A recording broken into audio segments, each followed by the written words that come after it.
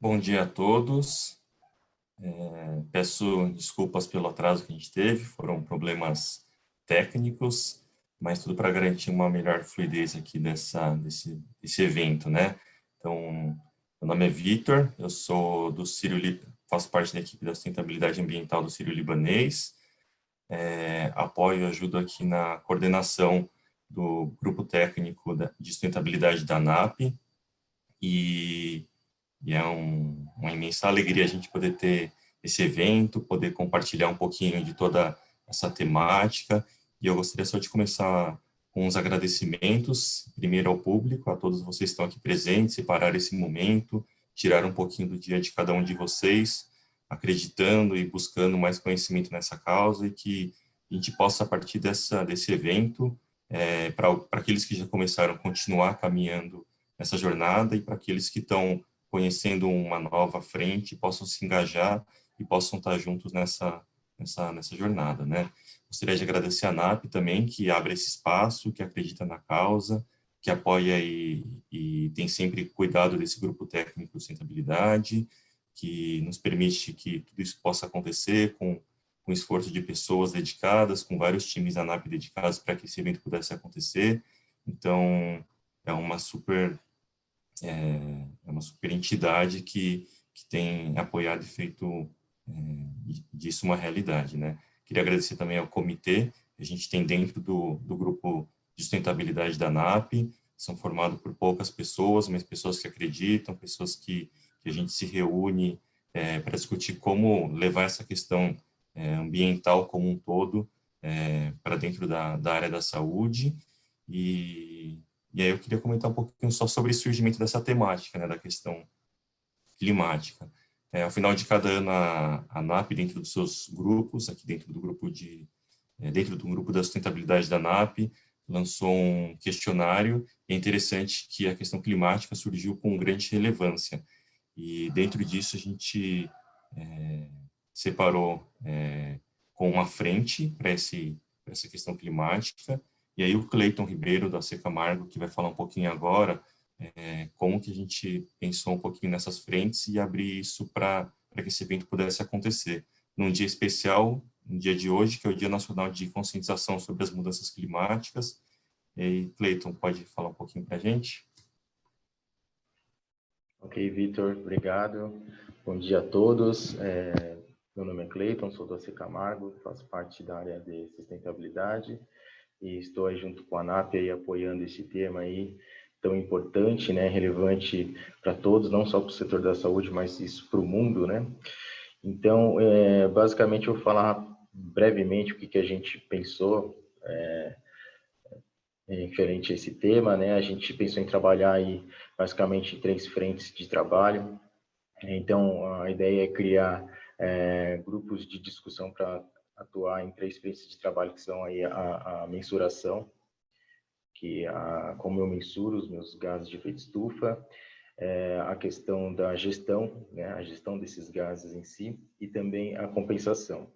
Então, a ideia é basicamente trabalhar nessas 3 frentes, que basicamente também é a gestão das emissões de gases de efeito estufa, né?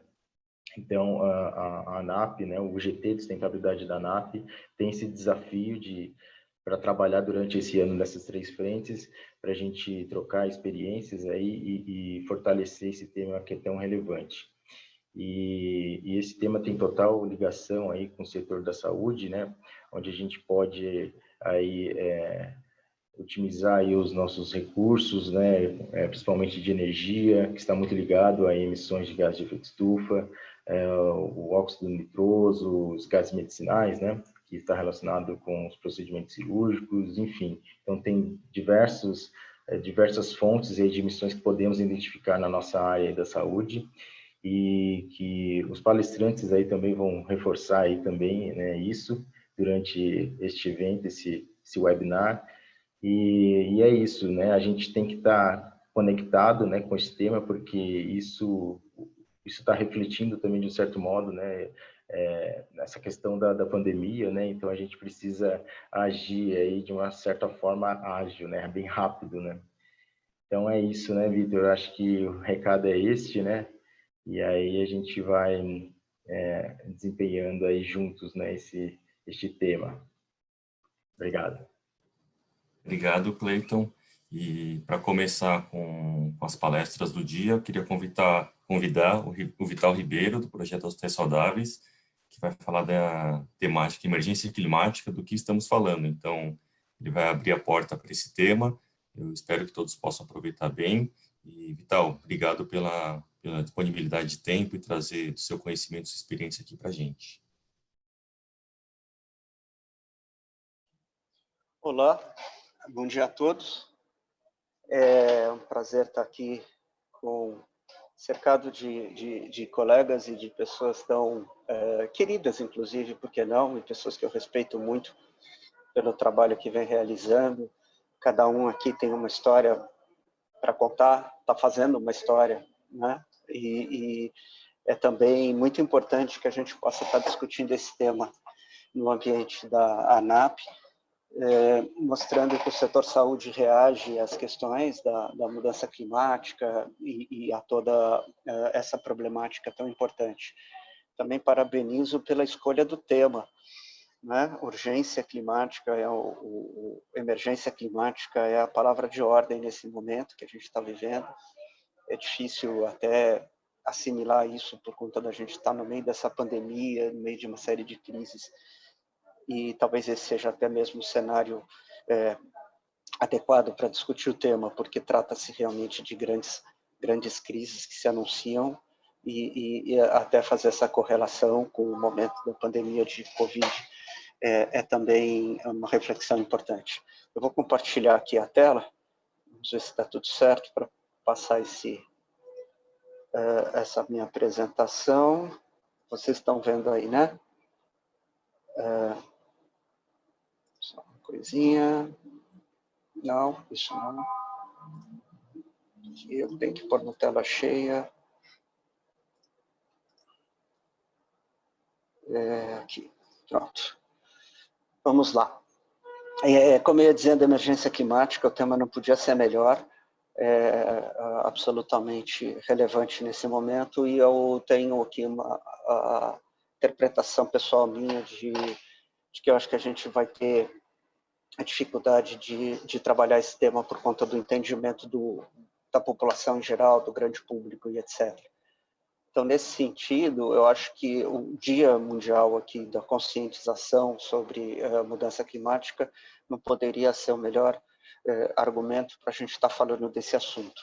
Eu espero que o público acompanhe aqui essa apresentação. É uma introdução um pouco pretensiosa. Eu quero tentar percorrer aí pelo menos 2 ou 3 grandes temas: o tema da questão do aquecimento global propriamente dito, o tema dos impactos desse aquecimento no setor saúde e, finalmente, o tema do que nós podemos, como organizações e como profissionais de saúde, fazer em relação a isso, que é bastante grave. Passar 2, 3 slides aqui sobre o projeto Hospitais Saudáveis. Tem a missão de tornar o setor saúde um exemplo para a sociedade na proteção do meio ambiente. A gente já sabe que o setor saúde ele é importantíssimo para a sociedade, para todo o conceito de bem-estar e de direitos e etc., além da própria questão individual.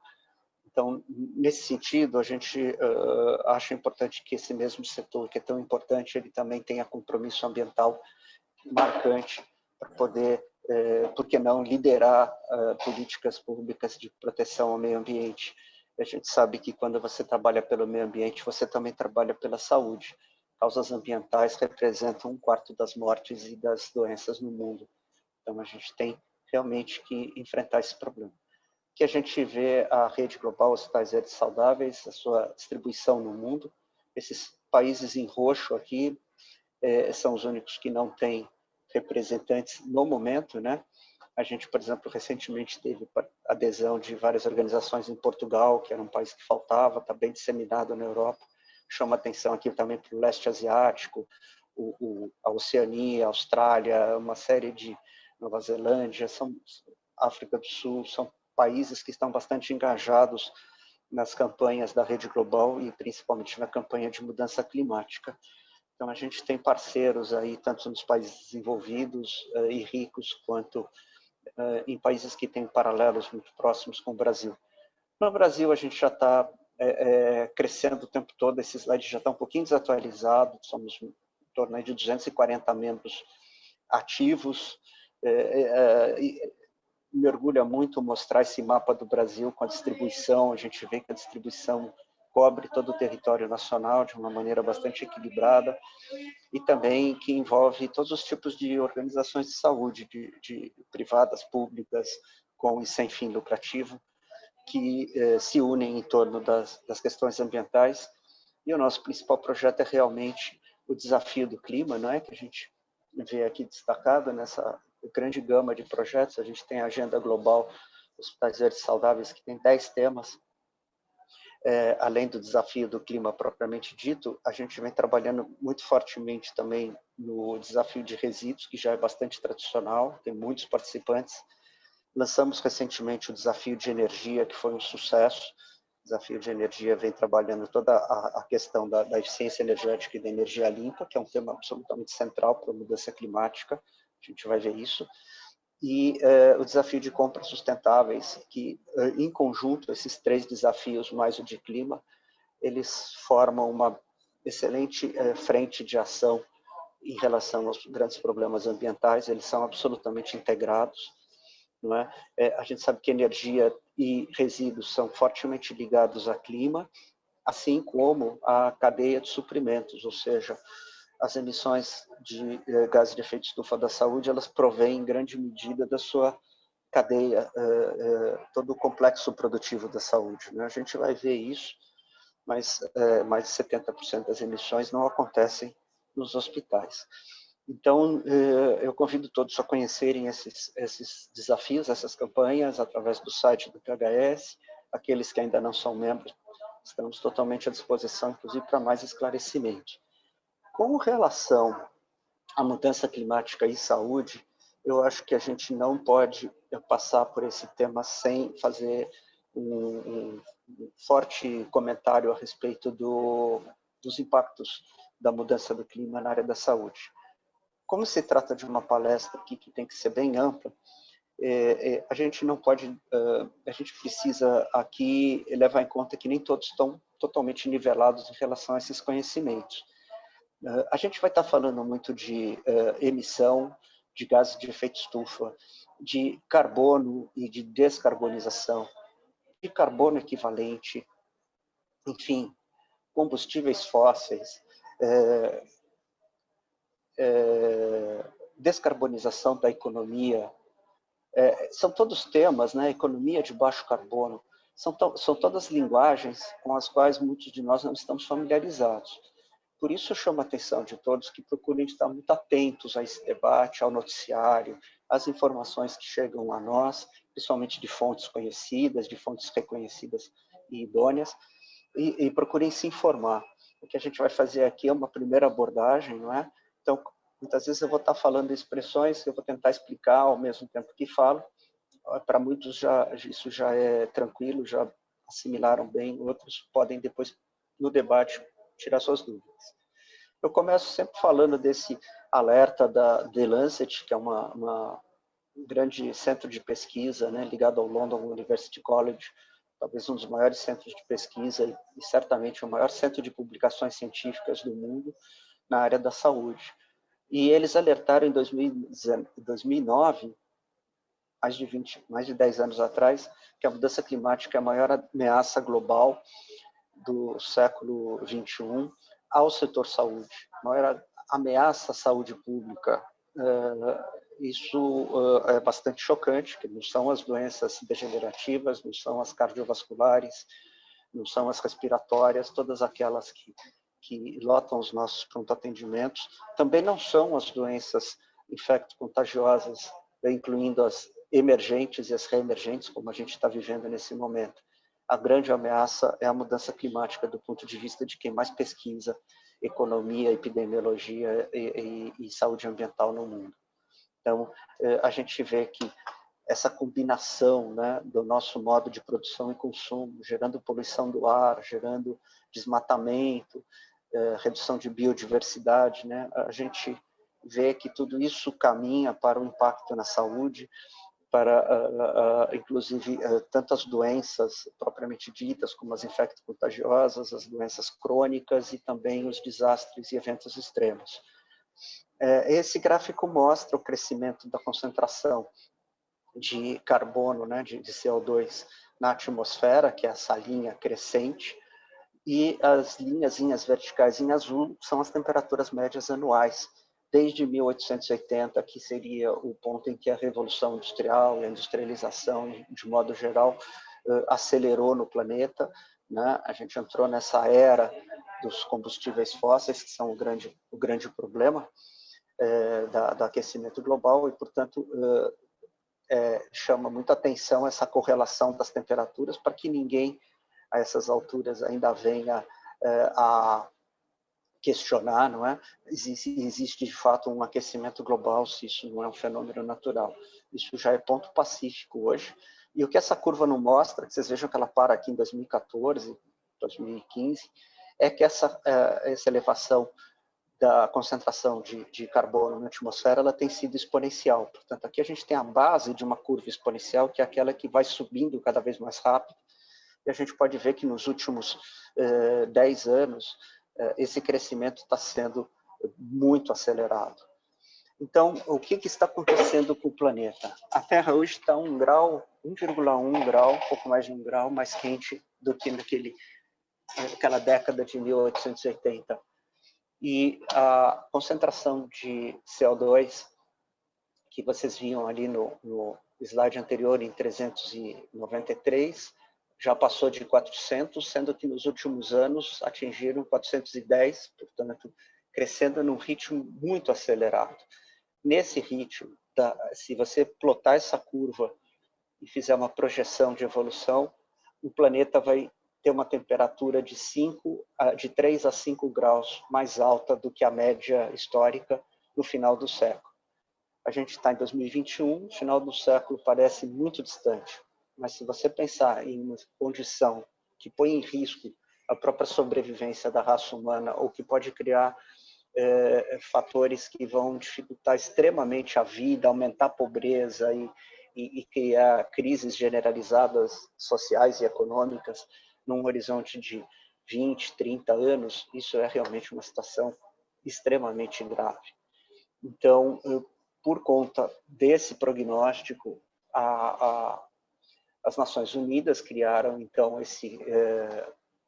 a Convenção Quadro, não é? Sobre Mudança do Clima, essa sigla UNFCCC, que vocês acabam vendo aí rotineiramente no noticiário cada vez mais, que promove a Conferência das Partes, que é a COP, né? Uma conferência anual, com o objetivo de limitar a 1,5 graus. Então, a gente está em 1,1 e a gente tem que segurar, pisar no breque, ou como alguns cientistas têm chamado a atenção, nós temos que dar um cavalo de pau no nosso sistema produtivo, na nossa economia, para tentar atingir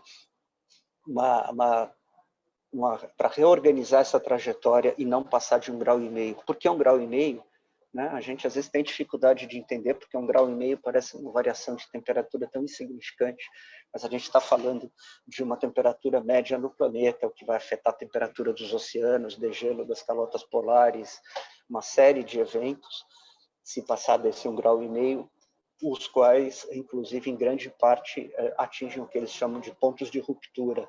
São pontos onde não tem volta, né? Então você vai ter desertificação em grandes áreas extensivas, onde hoje são agricultáveis, você vai ter acidificação e elevação do nível dos oceanos, mudança nas correntes marítimas, aumento de furacões, situações bastante extremas para a própria condição de toda a natureza, inclusive das pessoas, né? E o que a gente percebe também, como eu falei do Acordo de Paris, que foi um momento muito festivo, que todos comemoraram, depois a gente teve uma fase complicada, né, com o presidente americano querendo sair do Acordo de Paris, e um grande movimento negacionista, e isso está relativamente em processo de superação, mas ainda assim o que os cientistas apontam é que se todas as metas, né, o Acordo de Paris é baseado em metas voluntárias de cada país, chamadas NDCs, são as propostas de cada país para sua redução de emissões de gás de efeito estufa. E o que acontece é que mesmo se todos os países estivessem cumprindo aquele acordo de 2015, a gente ainda teria um aumento de temperatura de 3,2 graus no planeta. Não preciso dizer que o Brasil não está cumprindo sua parte nessa meta e muitos outros países não estão conseguindo cumprir. Mas é natural, o que a gente está falando aqui é de uma enorme alteração na trajetória de tudo que se entende como que nos cerca, né? Então, todos os produtos que se consomem, o modo de viver, o modo de morar, o modo de se locomover, e principalmente questões muito fortes como a produção de alimentos, não é? A garantir água tratada e etc. para toda a população do planeta, num horizonte em que essa população, inclusive, continua crescendo, com uma enorme redução desses impactos ambientais. Então, a gente precisa, de fato, aqui eu destaco mais embaixo, que a gente precisa reduzir 45%, ou arredondando, 50% das emissões até 2030 e 100% até 2050. Isso cai no conceito que a gente chama de carbono zero, emissão zero. É uma grande alteração de lógica, né? Porque a gente precisa começar a olhar para tudo como pegada de carbono.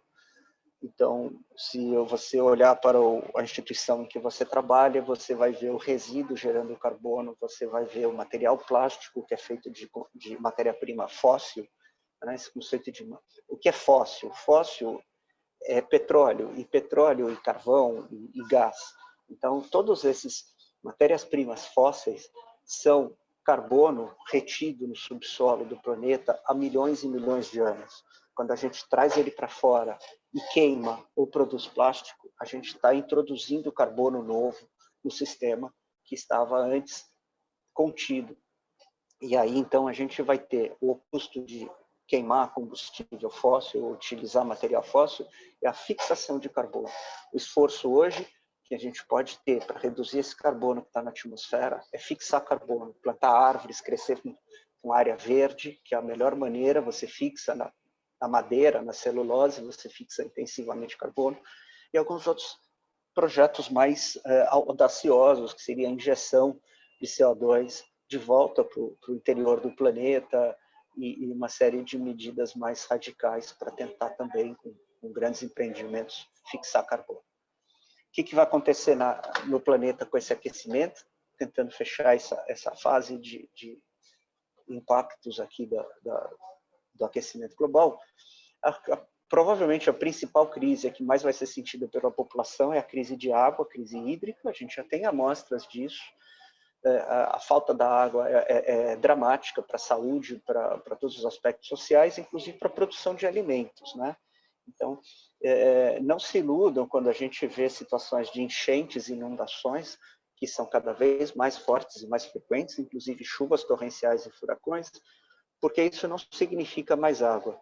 O que acontece no planeta é que a gente tem uma mudança estrutural e os ambientes têm cada vez menos água e menos chuva distribuída de maneira muito dramática, afetando a produção de alimentos, afetando o abastecimento. E no caso do Brasil, numa equação muito complicada, a gente tem também a dependência da água para a produção de energia nas bacias onde estão instaladas as hidrelétricas, que estão concentradas principalmente no Sudeste.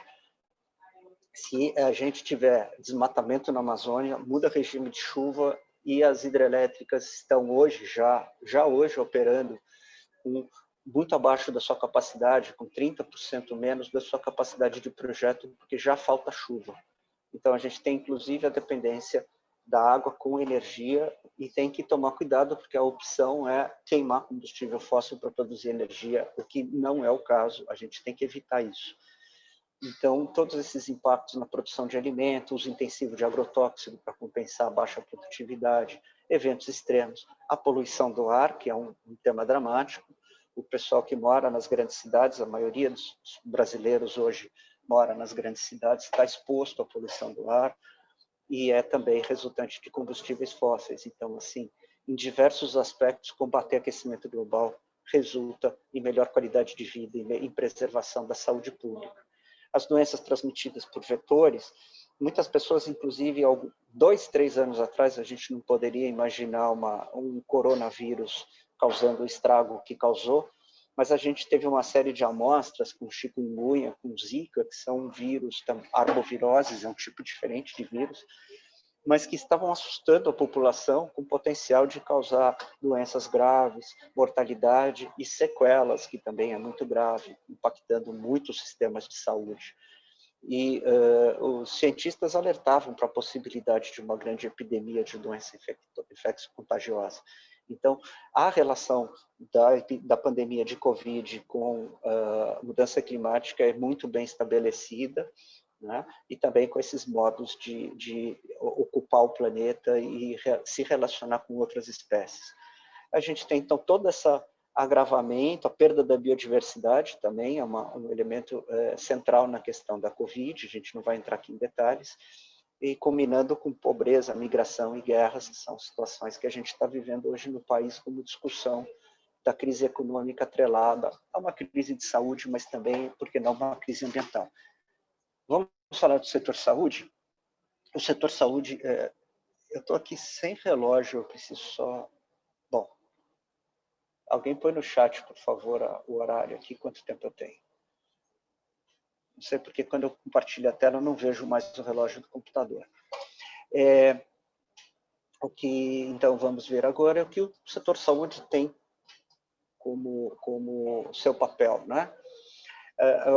Eu chamo a atenção para o desafio aqui, a saúde pelo clima, baseado em 3 grandes pilares: liderança, resiliência e mitigação.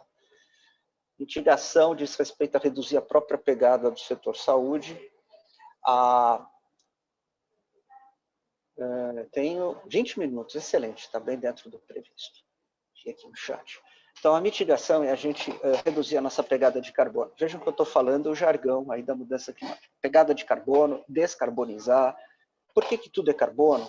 Porque o carbono ele funciona na atmosfera como o vidro. Eu gosto dessa metáfora, né? Efeito estufa. Estufa é aquela casa de vidro onde a gente utiliza em clima frio para poder plantar uma planta que exige calor. Então, ele consegue conter o calor. O melhor exemplo é quando você entra no carro estacionado no sol e está aquele fervendo dentro do carro. Por que o carro ferve dentro do carro? O ambiente dentro do carro. Além da capota, obviamente, que esquenta, né? Você tem os vidros. Então, os raios do sol atravessam o vidro na forma de energia, encostam no painel, no banco, etc., produzem calor, essa energia se transforma em energia térmica, que é assim que o planeta aquece, né? Não é a luz que esquenta, mas é a hora que a luz bate no solo e se transforma em calor. Esse calor tende a se dissipar, mas como o vidro do carro não deixa o calor sair, então ele deixa a luz entrar, mas não deixa o calor sair, o carro dentro esquenta muito. O efeito estufa, o aumento do CO2 na atmosfera, é como se a gente fechasse os vidros do carro. Cada vez mais, fosse fechando. Então, quanto mais CO2 na atmosfera, o vidro do carro está mais fechado, a gente vai ficando mais abafado dentro do planeta. Não é só CO2, tem outros gases que provocam isso, mas a gente padroniza no gás mais comum, no gás mais frequente, que é o CO2. E aí surge a expressão CO2 equivalente, que é, por exemplo, gases como o metano, que são muito importantes, eles são 230 vezes mais potente efeito estufa do que o CO2. Gerados em menor quantidade, mas também são importantes. O óxido nitroso também é um gás importante de efeito estufa e muitos outros, gases refrigerantes, gases industriais, etc. Então, a gente tem que trabalhar em reduzir a nossa emissão desses gases, na próprio setor saúde. O setor saúde é 10% da economia, o setor saúde emprega milhões de pessoas e movimenta uma grande cadeia produtiva. A gente tem que trabalhar para reduzir a nossa emissão, não pode ficar só falando, esperando que os outros façam alguma coisa. Resiliência é a palavra que a gente usa, inclusive para substituir o que se utilizava muito também, que é adaptação. Resiliência diz respeito ao seguinte: a mudança climática vai produzir mais doença. E, ao ter mais doença, a gente sabe que a economia não tem um cenário muito positivo pela frente. A gente vai ter mais doença e menos recurso. até mesmo porque a própria questão ambiental vai reduzir recursos naturais e recursos econômicos. E aí a adaptação diz respeito a como a área da saúde vai lidar com mais doença tendo menos dinheiro. Isso no ambiente de negócio, para grandes grupos, para grandes empresas de saúde, já é um cenário complicado. As associações, por exemplo, das seguradoras, que representam um segmento econômico importantíssimo, trabalham hoje em clima de séria preocupação com relação ao cenário de mudança climática. Então, é importante a gente ter muito claro que o combate à mudança climática diz respeito à sobrevivência dos sistemas de saúde.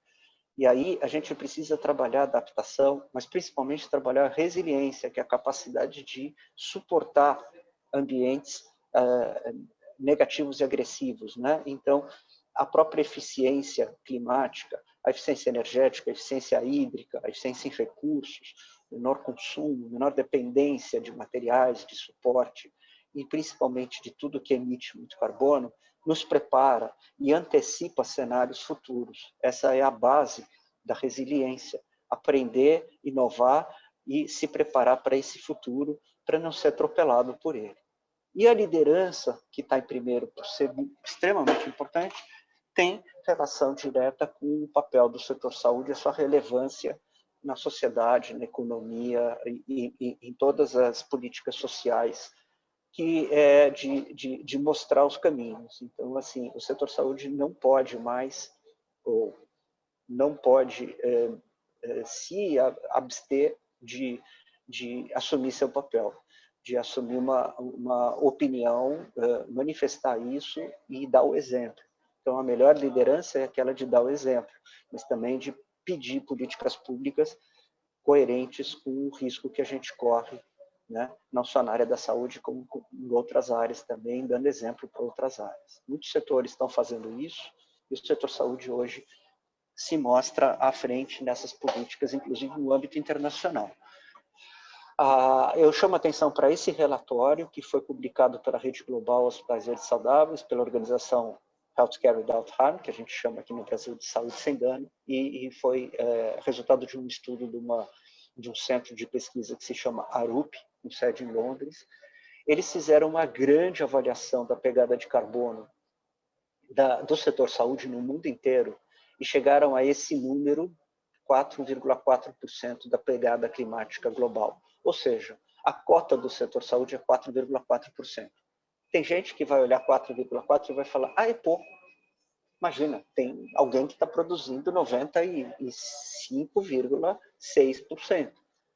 Na verdade, a gente tem uma série de setores. E um setor que produz 4,4%, provavelmente, ele é um dos 4 ou 5 principais emissores.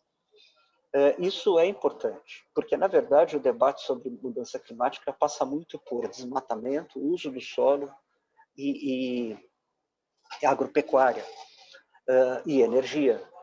O que a gente quer mostrar é que o setor saúde é um grande consumidor de alimentos, de energia e de outros produtos, portanto, cabe a ele, né, se você observar, mitigar os 4,4% dele. Porque se a gente quer chegar em 2050 com zero, o seu setor saúde não fizer a parte dele, não vai ter esse zero. Né? Então, esse relatório teve o mérito de mostrar isso, foi uma pesquisa bastante intensa. Outra coisa interessante é que cada país tem uma proporção das suas emissões imputáveis ao setor saúde. E o Brasil, que aparece aqui na quarta linha, ele tem exatamente os 4,4%. A gente está bem na média mundial. Significa que a gente não é um país que tem um setor saúde tão desenvolvido, né, quanto Estados Unidos, quanto a Itália e o Japão, mas também a gente está bem melhor, por exemplo, em termos de acesso à saúde, de resolutividade do setor saúde, do que China, né, do que Índia, aqui embaixo, do que Indonésia. Então, a gente tem no setor saúde um papel importante. O setor saúde ele está no contexto das políticas de clima no Brasil um papel relevante, sim. Agora eu quero apontar 4 aspectos, né, que esse relatório chama a atenção. O primeiro deles é que se o setor saúde, é a história dos 4,4% das emissões mundiais, se o setor saúde fosse um país, ele seria o quinto maior emissor. Hoje o maior emissor é a China, o segundo é os Estados Unidos, e aí seguidos dos grandes países desenvolvidos. Se o setor saúde no mundo inteiro fosse um país, ele seria o quinto, quer dizer, o setor saúde é um grande emissor. Mas aí eu quero destacar que as emissões do setor saúde, então ele é importante, ele tem que tomar uma liderança. Imagina se o quinto maior emissor, país emissor do mundo, se abstivesse de discutir mudança climática, seria um desastre. E aí a gente tem, né, que a maior parte das emissões do setor saúde são decorrentes da queima de combustíveis fósseis. Então, assim, a gente tem que combater a questão da energia, a questão do petróleo, do carvão e do gás. E o setor saúde é um grande consumidor de energia. Além disso, todos os produtos que nós consumimos consomem energia. Grande parte deles vem da China, grande parte deles são feitos de plástico. Eu digo vem da China, vem do outro lado do mundo, né, de qualquer país que seja. Então, existe uma pegada de carbono no transporte, uma pegada na produção, muitos são intensivos em energia na própria produção, ou consomem energia ao serem utilizados, como os equipamentos, os raios-x, os tomógrafos, etc. Então, a gente tem que estar muito atento às políticas de energia. Quando alguém falar assim que o país toma decisões sobre construção de termoelétrica, sobre não subsidiar a energia limpa, e a setor saúde não tem nada a ver com isso, porque nossa pauta é outra. Na verdade, é participar da discussão de energia trazendo a pauta da saúde, ou seja, preservar a saúde pública ambiental. Aqui, rapidamente, 3 palavrinhas mágicas, escopo 1, escopo 2 e escopo 3. Na verdade, a palavrinha mágica é escopo. O que é escopo 1, 2 e 3? As emissões que a gente vai medir no nosso hospital, elas usam a metodologia do GHG protocolo, a forma de medir. O escopo 1 diz respeito àquelas emissões que acontecem sob seu total controle, dentro da sua instituição. É o combustível que você queima na sua caldeira, é o gás refrigerante que você utiliza no seu ar-condicionado, na sua câmara fria, os gases anestésicos, enfim, todo aquele aspecto que está sob seu total controle emitido dentro dos teus muros. Há uma abordagem para isso, uma maneira de lidar com isso que tem potencial muito grande de redução com medidas que podem ser implementadas, como a gente vê nos hospitais que participam do desafio do clima. Redução de gases anestésicos, por exemplo, controles internos. O escopo 2 é a energia elétrica consumida da rede. Então, existe um trabalho específico para como reduzir as suas emissões pelo consumo de energia elétrica. O mais tradicional é a eficiência energética, por isso a gente tem trabalhado intensivamente no desafio de energia com eficiência energética. Mas também compra de energia limpa pelo mercado livre, produção, autogeração de energia, potencializando você não precisar consumir energia da rede. Como você vê aqui 2 gráficos, olha que interessante, essa é a média global e essa é a média do Brasil. No mundo, os serviços de saúde têm 12% das suas emissões decorrentes do consumo de energia elétrica. E no Brasil é 6%, é metade. Por quê? Porque a nossa matriz energética é mais limpa. A gente tem muita hidrelétrica. Não que a gente tenha muito solar nem eólica, que vem crescendo. Mas ainda assusta que a gente tenha crescente na nossa matriz energética o uso de termoelétrica, por causa de interesses econômicos. A gente que quer ganhar dinheiro vendendo energia cara e suja. Quando aciona-se a termoelétrica, a nossa conta de energia sobe. A tal da bandeira amarela e da bandeira vermelha. E mesmo assim, o governo insiste numa energia que já não tem futuro por ser fóssil. E o que é o escopo 3? Esse grandão aqui. O escopo 3 é justamente a cadeia de suprimentos. É tudo que você compra. Então, quando você está usando ali uma seringa, essa seringa viajou, gastou energia para transportar, gastou energia para fabricar, gastou energia na matéria-prima e toda essa cadeia corresponde ali em torno de 70% das nossas emissões. Por isso, a gente trabalha com compras sustentáveis, através de critérios para comprar produtos com menor pegada de carbono e também menos toxicidade, menos riscos, menos geração de resíduos e etc. Né? O resíduo é importante, inclusive. A gente vê aqui, então, que a cadeia de suprimentos é extremamente importante. Temos vários exemplos de como enfrentar essa questão da cadeia de suprimentos, né? Aqui a gente vê já que há mais de 20 anos atrás, no sistema de saúde britânico, já se avaliava esses 60%, 60%, 70% de emissões decorrentes da cadeia de suprimento, com destaque aqui para os farmacêuticos e para uma série de equipamentos médicos e etc. Né? E aí a gente tem o Guia de Compras Sustentáveis para o Setor Saúde, lançado no final do ano passado, um documento bastante instrutivo, e também no projeto Hospitais Saudáveis a gente vai lançar, na Rede Global Hospitais Saudáveis, a gente vai lançar o Index de Compras Sustentáveis. É uma metodologia de planilhas para você avaliar a sustentabilidade dos produtos e serviços consumidos. Um exemplo clássico aqui são os gases anestésicos. Então, de fato, a gente tem aí uma emissão muito alta por gases anestésicos. A gente teve exemplos de hospitais que reduziram dramaticamente suas emissões, reduzindo o óxido nitroso, né? Aqui a gente vê o GWP, acostumem-se com isso, é a equivalência em carbono, né? O GWP significa que 1 quilo de desflurano, que é um gás anestésico, inclusive, muito caro, equivale a 2,5 toneladas de carbono equivalente. Então, assim, se você gastou uma garrafinha, você já emitiu 2,5 toneladas de carbono. E ele ainda fica 14 anos na atmosfera. E o óxido nitroso equivale a um pouco menos, mas fica 114 anos na atmosfera. Então, combater estes dois é muito importante.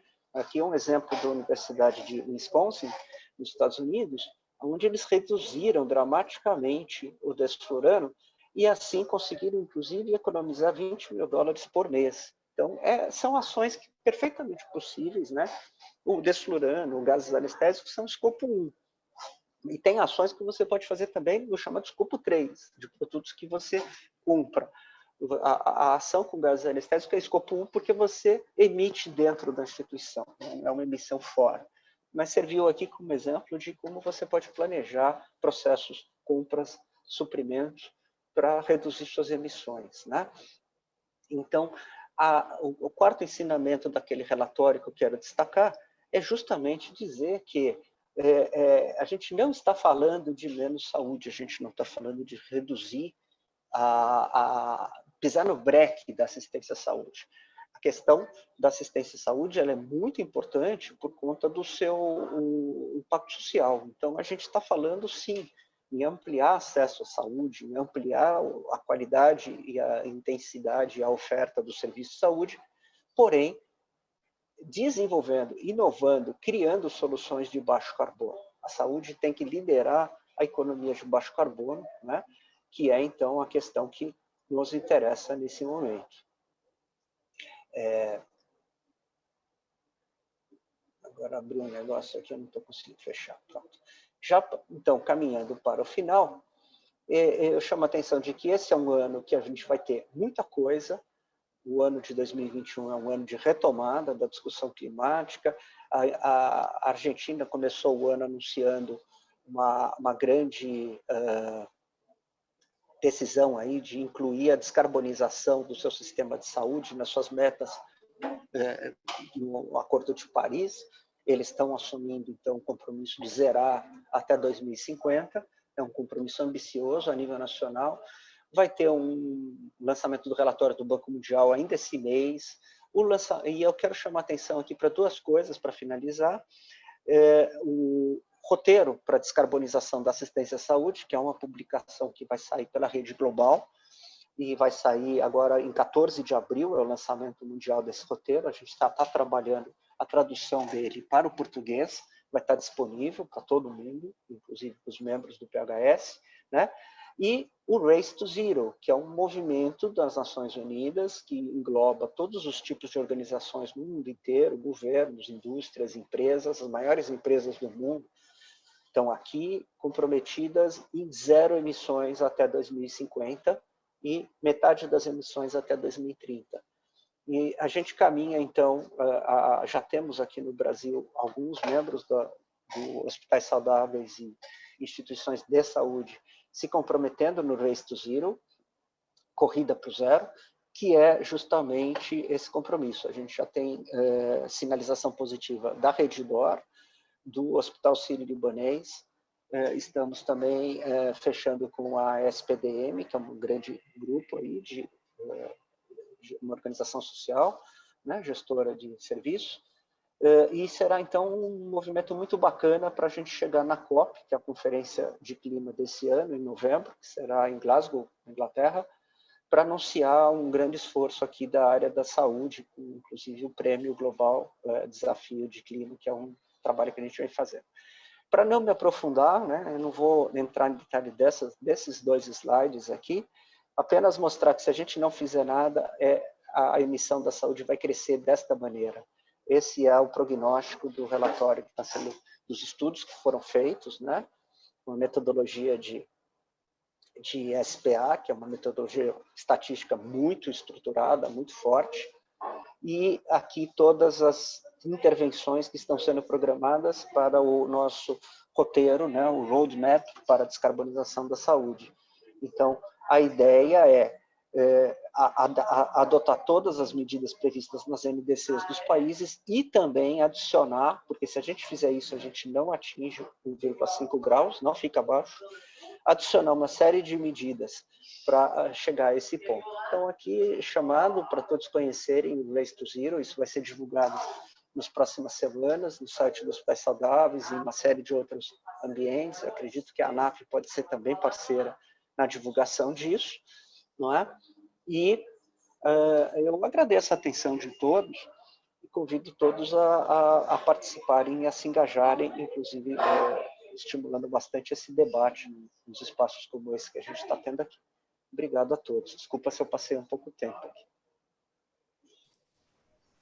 Obrigado, Vital. Na verdade foi cravado no tempo. Agradeço pela sua explanação, explicação, toda essa contextualização de um tema que é tão complexo, né? Mas que é tão importante, que se mostrou pela contextualização, pelos números. Acho que deu esse caráter de emergência climática que o setor saúde precisa ter. E agora eu queria convidar... desculpa, antes de convidar, esqueci de comentar sobre a Ingrid Sica, que é da Rede D'Or, da área de sustentabilidade, que é a parceira aqui na coordenação do grupo de sustentabilidade da ANAP. Ela está moderando aqui as perguntas, e todas as perguntas vão ser respondidas ou direcionadas, pelo menos aqui no final do evento, tá bom? Bom dia, pessoal. Bom dia a todos. É sempre muito bom ouvir o Vital, a gente sempre aprende muito com ele. Fonte de inspiração. Queria convidar o Eibel Ortega, que é do Hospital Albert Sabin, lá de Minas Gerais. Ela vai falar sobre as dificuldades e desafios para fazer um inventário.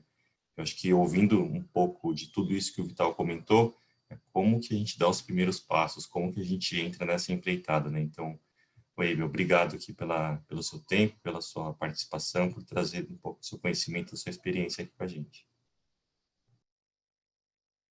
Obrigada, Vitor. Eu quero agradecer a ANAP, né, pelo convite, a Érica e todos vocês aí que estão engajados, né? Primeiramente, agradecer. E eu quero falar um pouquinho aí do tema das dificuldades, né, que a gente encontra, que eu acho que as minhas, às vezes, são as mesmas dificuldades de outros hospitais também, né? E pedir a Érica para colocar um slidezinho para mim, que antes de eu falar das dificuldades, eu quero comentar um pouquinho sobre o que me motivou, né, a fazer.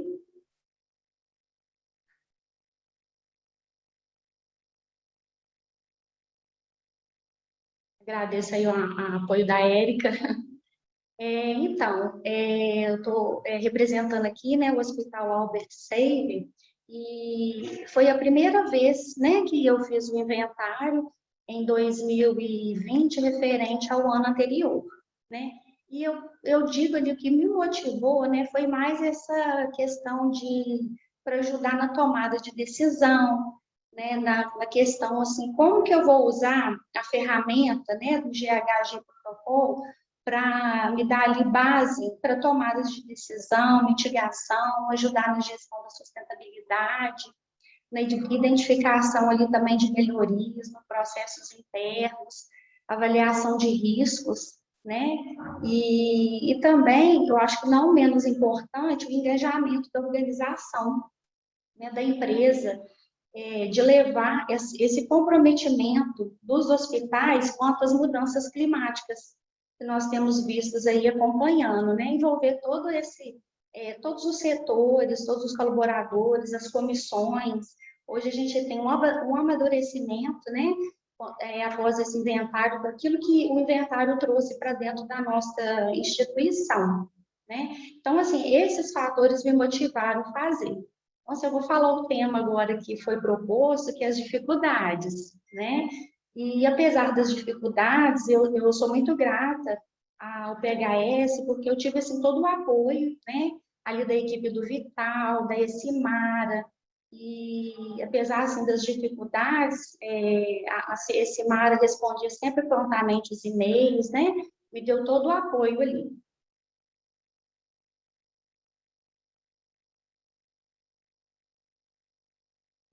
Sobre os desafios, né, as dificuldades encontradas, primeiro foi entender ali como que funcionava a ferramenta do GH Protocolo, interpretar os dados, né, entender ali qual que é o escopo 1, o que eu coloco ali no escopo 2, no 3, né, como que seria aquela distribuição de dados, e foi mais ou menos assim um aprendizado, informar, foi muitas trocas de e-mail, né?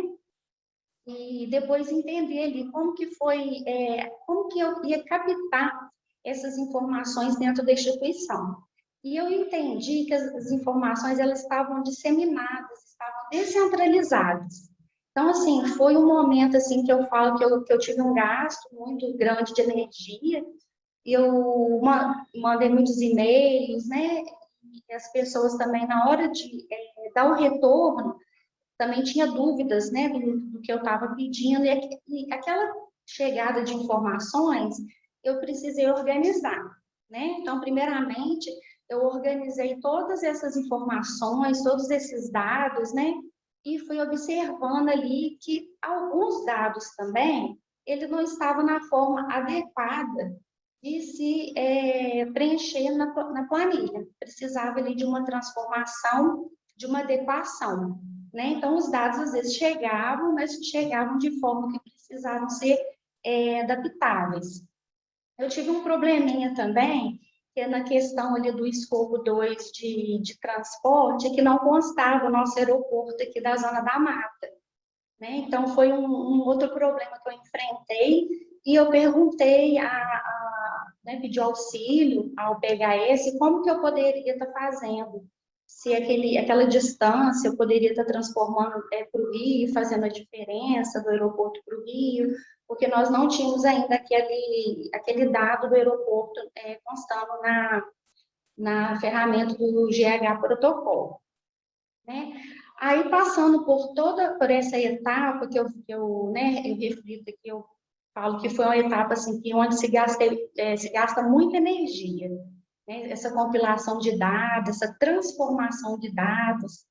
Aí chegou um momento que eu parei, analisei e pensei, será que essa quantidade de dados, né, ela está satisfatória? Ela é o suficiente? Ela vai dar um embasamento, de um inventário de gases de efeito estufa assim, sólido para a nossa empresa? Então, eu fiz uma reanálise ali, uma verificação de quais mais dados eu poderia estar buscando e se eles estavam encaixados ali nos escopos corretos. Eu tive dúvida a respeito do transporte das ambulâncias, no que levava o paciente para fazer exame, né, ou transporte de pacientes de outros hospitais até nós, de outras cidades vizinhas. Outra dúvida que eu tive também foi sobre perdas de energia, né? As nossas perdas. Era uma atribuição, era uma específico de empresas que forneciam energia e fazia a transmissão de energia, ou eu poderia colocar no meu escopo? Então, se foram dúvidas que eu tive e que eu fui, a partir de trocas de e-mail, de muito apoio do PHS, fui esclarecendo e pude fazer o nosso inventário ali, né? Foi uma fase, assim, de aprendizado, né? Que eu falo que foi um momento, assim, de aprendizado. Até então, eu achava que eu entendia um pouco, né? Mas o que eu entendi era muito superficial, e essas dificuldades não me deixaram, assim, desistir, né? Por todo momento eu fui correndo atrás e tive muito apoio também da instituição, desde a alta direção, até os setores que me deram apoio ali de informações, o almoxerifado, o setor financeiro, tive muito apoio aqui das pessoas, e eu consegui, né, elaborar esse trabalho.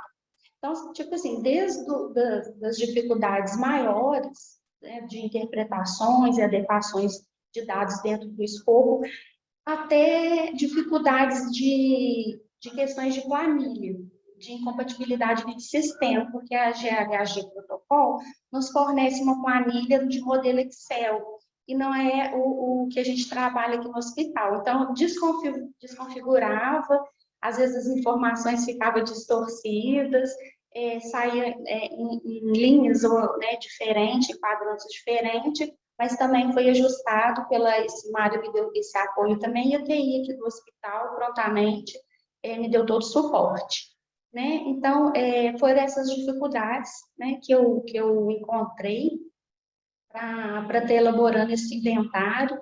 E eu acredito que, como foi o primeiro ano a ser elaborado, ele não tenha ficado ainda no modelo ideal. Mas, assim, a gente já está encaminhando engatinhando, vamos dizer assim, para que os próximos inventários, eles saiam bem próximos daquele ideal.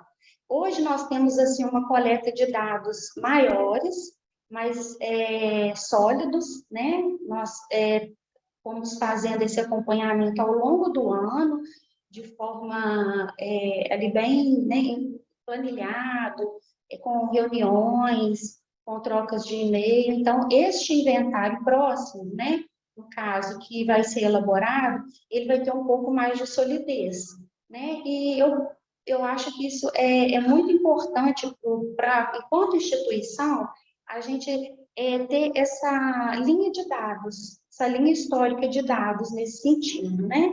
Envolver aí o hospital também, o ABC, como instituição renomada, nesse envolvimento, né, com essas mudanças climáticas.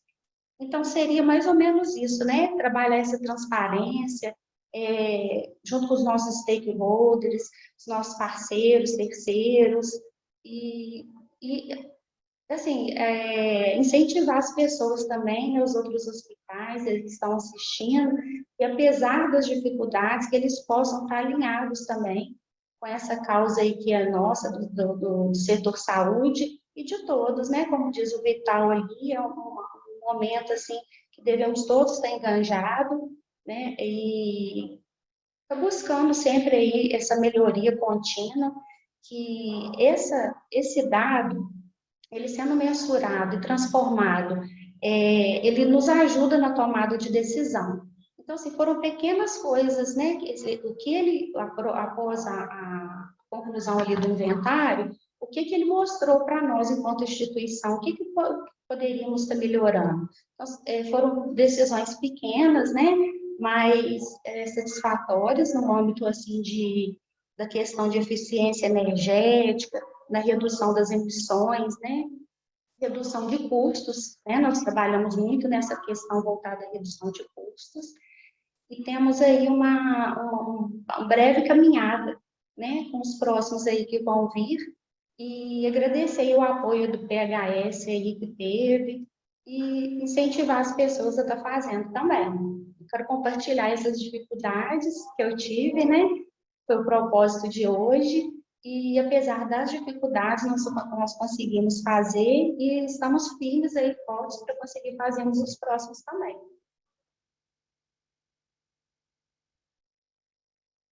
O que proporcionou aqui para a gente, né, primeiramente foi o aprendizado, como eu mencionei, foi um momento, assim, muito enriquecedor, né, inclusive aqui para o setor de gestão ambiental.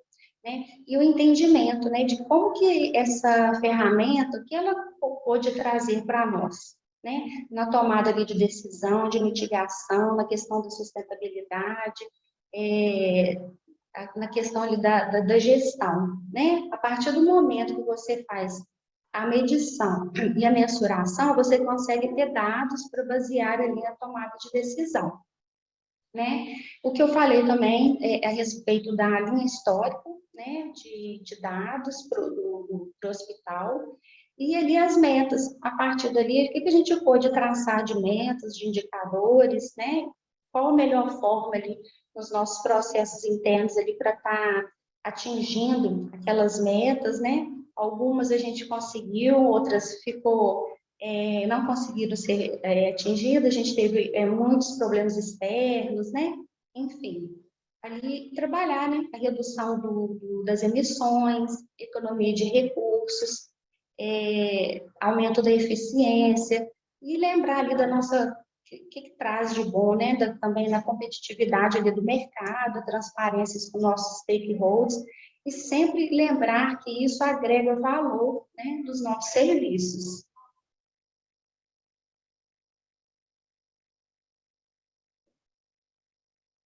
Se tiver alguma pergunta, alguma coisa, eu...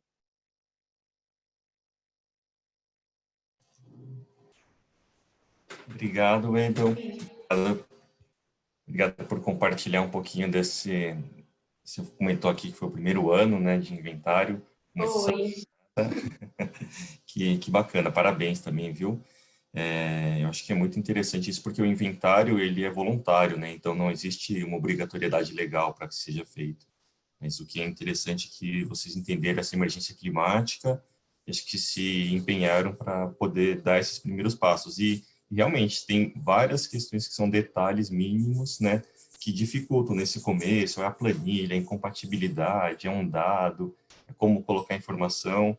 Eu acho que, e é por isso também que a gente fez essa parceria com o PHS, aqui, da NAB com o PHS, porque ele já tem o guia, já tem uma planilha de coleta de dados, então já tem vários apoios e auxílios para que se possa preencher aquela planilha do GHG que parece monstruosa, mas depois que começa já dá para ver que é bem tranquilo de ser feito, né? E acho que é um grande incentivo para acho que todos que estão aqui, Wendel, ver que é possível ser feito, que vale a pena dar esse passo. E um ponto que você comentou que essa luta com a sua própria história histórica, né? Que isso é muito importante, acho que para cada instituição não vai buscar um ideal, que às vezes a gente não tem esse ideal, mas que cada um vai lutar para que a cada ano seja um ano melhor, né? Obrigado, Wendel. Eu que agradeço. Eu vou convidar agora a Cláudia Novaes, que é do Hospital Aliança. Ela vai falar sobre medição, primeiros passos para uma gestão efetiva das emissões e compartilhar um pouquinho da experiência que eles tiveram também. Obrigado, viu, Cláudia, pela participação. É uma satisfação estar participando desse fórum tão interessante, né? Depois de ouvir Vital falar com tanta empolgação, tanto empoderamento e com paixão. E depois vendo o Ego falando da dificuldade que ela teve lá no hospital, é bem interessante que a gente traga as dificuldades, sim, mas não como obstáculo, como uma necessidade da gente estar aprimorando e estar melhorando e aceitando os desafios, né? A medição, eu vou compartilhar aqui a tela, a medição, que é o tema que está discorrendo, ele é o primeiro passo para a gente fazer uma gestão efetiva, né? Para a gente conhecer bem as nossas limitações, as nossas dificuldades. Só um segundinho.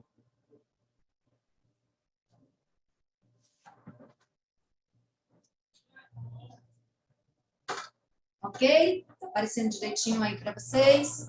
Então, é o primeiro passo para a gente ter uma gestão efetiva das emissões de gases de efeito estufa. Né? Com todos os desafios que nós temos, é importante, sim, que a gente encare esses desafios como oportunidade. E por que a gente faz isso? Para que medir? Primeiro, para a gente conhecer o perfil da nossa instituição.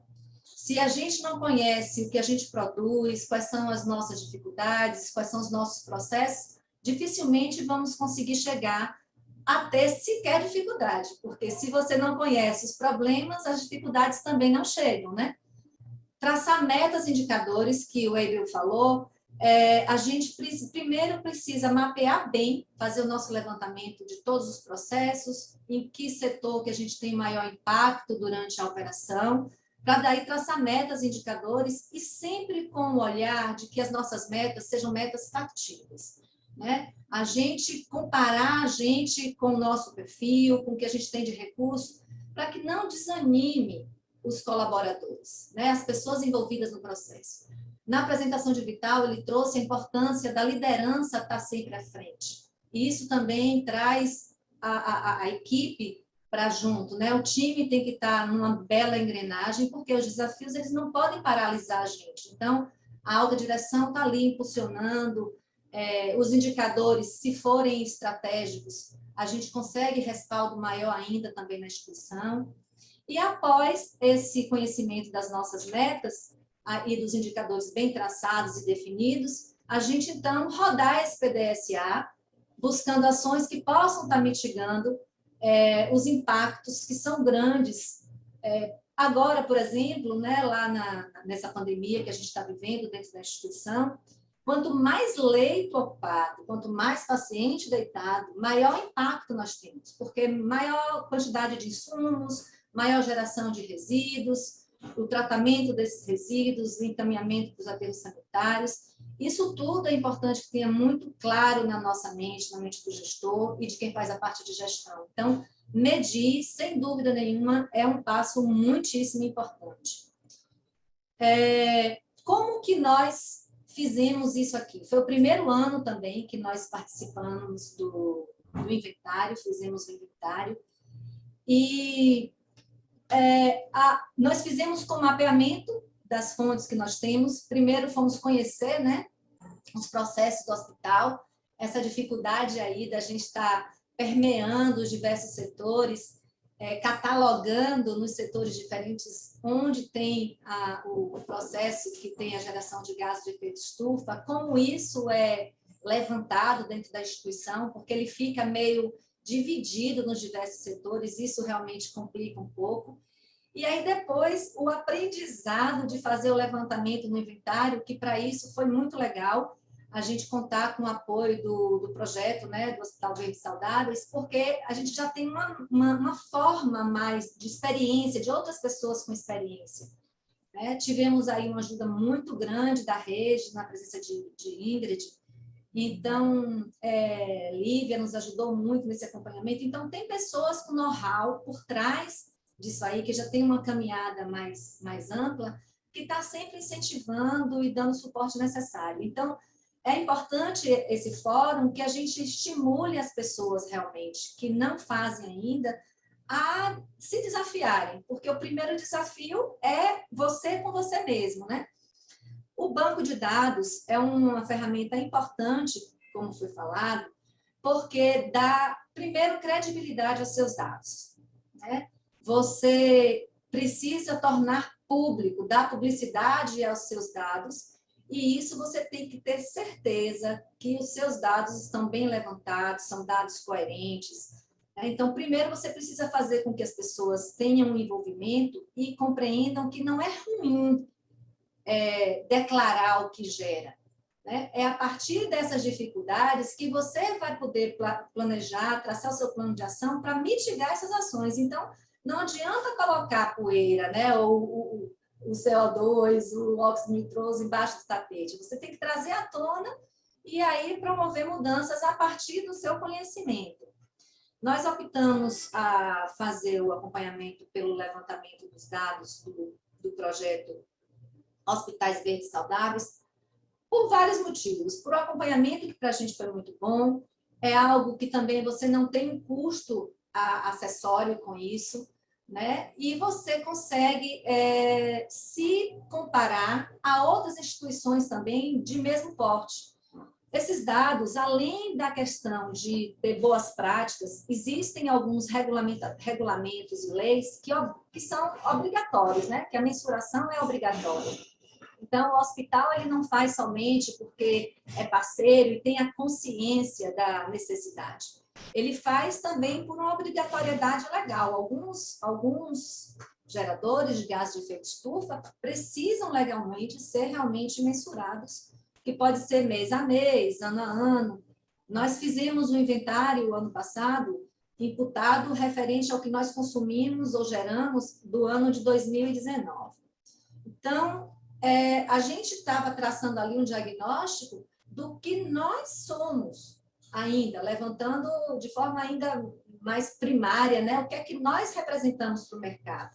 E não comparando ainda o Hospital Aliança com outros hospitais de cara, porque a gente primeiro identifica como é que eu estou e como é que eu estou depois em relação aos outros, né? Os benefícios são vários, mas o controle do que a gente gera eu considero sendo o principal. A identificação de oportunidades que você começa a identificar na hora que você vê os processos, que você vai conversar com os parceiros, com os colaboradores, né, dentro do centro cirúrgico, entender como é que aquilo ali acontece, porque, gente, dificilmente você envolvida num processo de assistência, você se liga, se preocupa efetivamente com aquilo que você está gerando, né? Então, assim, desde o momento que você faz a aquisição, programa suas compras, desde a forma como você descarta o que você está utilizando ali, você precisa envolver o colaborador de como ele pode estar fazendo isso de uma forma consciente. Então, medindo é realmente a forma mais eficaz e que dá maior notoriedade. Evidenciar os desperdícios, porque a gente precisa entender que o uso é necessário. Você não consegue prestar assistência sem gerar esses gases. Mas como fazer de uma maneira que você não tenha o uso excessivo, né? Como controlar isso, que é a palavra-chave, é o controle, né? Evitando o desperdício em todas as cadeias. A gente consegue também precisão no controle, porque na planilha, como foi dito, nós temos os escopos, né? Eu não vou me ater muito aos escopos, os escopos 1, 2 e o 3, que a gente não está medindo ainda aqui. Ele diz exatamente qual é o volume que você tem por cada escopo. Então, na hora que você se debruça nesses dados, é uma oportunidade muito bacana para você estar fazendo esses planos de ação, e não sozinho, né? Não a parte de gestão ambiental, mas envolvendo todos os outros colaboradores que fazem parte do processo. Além disso, nós temos o reconhecimento da marca, né? Porque as pessoas, os pacientes, eles hoje exigem, cobram, querem estar alinhados, querem estar vinculados a marcas que têm uma preocupação sustentável, né? Que se preocupe como é que a gente está lidando com essa questão, que não é apenas dentro do hospital. Todos os negócios, eles têm essa geração. A área de saúde é crítica quando você se depara com dados alarmantes, como esse que o Vital trouxe para a gente, é mais preocupante ainda, e é um futuro que não está tão distante, é um futuro que está mais próximo aí, além do que está vivendo dentro do hospital, fora dos nossos muros também, né? O inventário, nós seguimos aquela planilha, eu não vou me deter muito nisso. Nós comparamos as emissões de combustão, né, que a gente tem a parte de combustão fixa, que é a parte de diesel, o GLP, que a gente utiliza na cozinha ainda, e os gases de emissão fugitiva, que são aqueles gases de extintor, os gases refrigerantes, os gases de ar-condicionado, os gases anestésicos, que são também... tem poder muito grande, tem potencial de melhoria muito significativa se você lidar com a parte de processo. Existem alguns hospitais que já fazem esses estudos onde você consegue controlar sem quebra de protocolo, sem quebra de segurança, sem comprometer a segurança do paciente, reduzindo o quanto você está tendo de vazão desse óxido nitroso, por exemplo, né? Então, dá trabalho realmente, incomoda, porque você precisa estar com o envolvimento do anestesista ali na cabeceira do paciente, mas, sem dúvida nenhuma, é um caminho que não tem volta. A gente precisa saber usar, saber medir, saber controlar, para que não falte. A crise está aí, a geração de consumo, o desperdício está muito gritante, e se a gente não controlar hoje, a gente, sem dúvida nenhuma, vai ter um comprometimento significativo, muito sério e drástico para um futuro próximo. As pessoas estão vivendo mais, né? Quando a gente faz a apresentação aqui no hospital para as pessoas que estão chegando, a gente dizia, há 10 anos atrás, a gente tem que se preocupar com o futuro, os nossos filhos, os nossos netos. Mas hoje a gente precisa se preocupar com a gente também, porque você vai viver aí 100 anos, 105, 110 anos. Então, é algo que a gente precisa ter bastante atenção. Os efluentes, os resíduos sólidos, que agora nessa pandemia nós tivemos um volume assustador, né, de resíduo, então a gente vai sofrer consequência disso lá adiante, sem dúvida nenhuma. As emissões indiretas pela compra de energia elétrica, que a gente tem, nós fazemos duas formas de aquisição da energia, a gente tem compra no mercado livre, a energia eólica, então trabalhar sempre com a parte de energia limpa. Não estamos ainda participando do desafio de compra sustentável, que é algo também muito interessante, porque, sem dúvida, nessa cadeia produtiva aí tem uma geração significativa, mas, na primeira oportunidade, vamos estar integrando também e medindo isso. Apareceu uma coisinha aqui, mas tudo bem. Emissões fugitivas, que são os gases que eu me referi, né, que está lá no escopo 2 do inventário da planilha, na planilha de dados. E os hospitais, sejam eles filantrópicos, privados ou públicos, eles já entenderam que, para serem bem-sucedidos, eles precisam medir, avaliar o seu desempenho, né? A gente precisa identificar ainda o que é que eu vou fazer com os meus dados de medição, né? Porque medir por medir, ter indicador por ter, isso também não vai agregar valor. O que traz o crescimento, o desenvolvimento da instituição é a gente estar fazendo a análise desses dados, né? Então, a partir dessa análise é que eu vou ter condição de estar, de fato, revisitando os meus processos e traçando os planos de melhoria.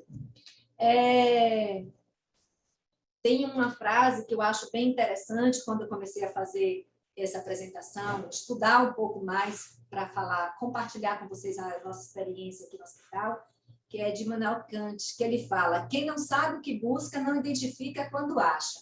Então, se eu, mestre, não sei o que é que eu busco na minha instituição, qual é o perfil da minha instituição, quais são os impactos do meu negócio, eu não vou saber fazer absolutamente nada com esses dados. Mas acho que o caminho é esse daí, é árduo, mas extremamente satisfatório, prazeroso. Quanto mais pessoas engajadas nesse processo, maior possibilidade da gente melhorar, da troca de experiência. E é isso aí que eu queria compartilhar com vocês, agradecer mais uma vez e dizer que nós estamos à disposição para novos desafios, para novas oportunidades, e estou à disposição de vocês. Cláudia, obrigado pela sua apresentação, por mostrar um pouquinho das suas experiências. Eu achei muito interessante a frase que você falou, que não é ruim declarar o que a gente gera, né? Declarar essas emissões, né? Então, acho que isso é fundamental para dar esse primeiro passo, e dentro de um ambiente seguro, então dentro de um desafio, dentro de um setor de saúde que entende que também tem essas emissões, essas gerações, né? E a partir disso poder entender que, como você fechou a sua apresentação, entender essas emissões e poder tomar as melhores ações possíveis para reduzir e ter menor impacto na questão climática, né? Queria passar agora a palavra para a Ingrid, que vai conduzir agora essa parte de perguntas. Foram muitas perguntas, interessantes perguntas. Então, por favor, Ingrid. Foi muito bom. Primeiro, parabenizar a Weibel e a Cláudia pela apresentação. Foi muito boa a apresentação das duas. E também agradecer a participação de todos aqui, que mandaram bastante perguntas, tem umas perguntas bacanas aqui. A primeira, Vital, eu queria direcionar para você, que é do Ícaro, o Ícaro Silva, que pergunta quais são os parâmetros de medição de valor de gases anestésicos que são aceitáveis, que os hospitais devem usar. Não sei se vocês lá do PHS já têm esse estudo, né, que aborda essa questão dos parâmetros aceitáveis que os hospitais devem ter em relação ao uso de gases anestésicos, os gases gerais, né? Não sei se você já tem algo já mensurado nesse sentido. Olá, Ingrid. Puxa, essa é uma ótima pergunta. Veja que, em alguns momentos, você tem um trabalho tão inicial que ainda não se sabe até onde se pode chegar. Teve hospitais que tiveram redução de mais de 50% de óxido nitroso, por exemplo, num primeiro momento, reduzindo o vazamento, identificando vazamentos na rede. E são as chamadas frutas baixas, né, que você consegue colher resultados logo de cara. No segundo momento, os equipamentos modernos de anestesia, mais bem calibrados. Eu recomendaria muito a abordagem junto com a equipe de anestesia como um todo, né, para que eles se integrem de fato nessa meta. A gente percebe que muitos gases anestésicos eles podem ser usados, que não causam, se eles estão em excesso, eles não causam dano ao paciente, o óxido nitroso, por exemplo. Então, eles tendem a utilizar mais que o necessário. A partir de um certo ponto, vai se tornando, vai estreitando esse foco. Você pode, por exemplo, trabalhar os processos, os procedimentos, os protocolos, utilizando mais anestésicos injetáveis. Então, para uma série de procedimentos, até mesmo evitar a necessidade de anestesia quando possível, mas, obviamente, esse é um tema desafiador, porque a gente não pode falar em não utilizá-los, né? E eu acho que, a partir da experiência do PHS, dos dados enviados, isso de emitir, você comentou, né? Você não só tem a sua emissão contabilizada, como você pode compartilhar essa informação, é muito importante para que a gente possa começar a estabelecer o que seria um parâmetro aceitável ou até mesmo de excelência na utilização dos gases para a redução, em função de número de cirurgias, parâmetros assim, indicadores mais focados mesmo em gases. Mas a gente sabe que tem um potencial muito grande. Eu acho que é por aí, você medir e atingir uma excelência nesse tema. Eu não consigo evitar de fazer um paralelo com a história do controle de infecção, que havia um negacionismo da infecção hospitalar. Vocês são jovens, mas nos anos 80, quando o controle de infecção entrou em discussão mais pública, era comum o diretor de hospital falar, não, o nosso hospital não tem infecção hospitalar, né? A gente acha importante o problema, mas a gente não tem. E passou a ser até um elemento desgastante para a imagem do hospital. Na medida em que os hospitais passaram a aceitar, né, e assumir seus índices de infecção, que estão muito mais ligados, muitas vezes, à resolutividade, ao nível de complexidade, à própria condição do paciente, esse dado ganhou muito mais respeitabilidade, se tornou amplamente discutido. Então, acho que a gente está mais ou menos trilhando esse caminho também com os dados de emissão. Tem uma pergunta também, Vital, da Bárbara Rolim, que segue nessa mesma linha também de gases, que ela pergunta se existe alguma tendência dos hospitais pararem de utilizar o óxido nitroso por conta do efeito estufa. Entendendo um pouco na linha também do que o Ícaro está perguntando. Tem algum outro tipo de gás anestésico que contribua menos para a emissão do que o óxido nitroso? Eu acho que a eliminação total do óxido, o óxido nitroso é o mais barato deles. O que marca muito a utilização é que normalmente o óxido nitroso tem inclusive rede, né? Rede no centro cirúrgico e tal, e você acaba dando preferência pela facilidade, em vez de ter que usar um produto mais caro, que é numa garrafa e tal. Agora, há alguns recursos também possíveis, como recuperar esse gás exalado e tentar, talvez, tratar esse gás e filtrar e etc. Então, são uma série de medidas. Eu acho que a substituição do óxido nitroso só com efetividade e com uma certa facilidade, apesar de limitado a determinados pacientes, certamente é pela utilização dos injetáveis. Mas, obviamente, isso passa muito pela indicação, né, para aquele tipo de procedimento, para aquele paciente também. Tem uma questão aqui também, Vital, da Lídia. Vital, teríamos como dizer o quanto os hospitais impactam na pegada climática do setor de saúde como um todo? Bom, deixa eu ver se eu entendi, Lídia. Obrigado pela pergunta, mas assim, os hospitais impactam no conjunto da pegada do setor de saúde. É verdade, a gente tem uma espécie de olhar assim mais valorizado em cima dos hospitais, e eu lembro disso desde a discussão do resíduo, por exemplo.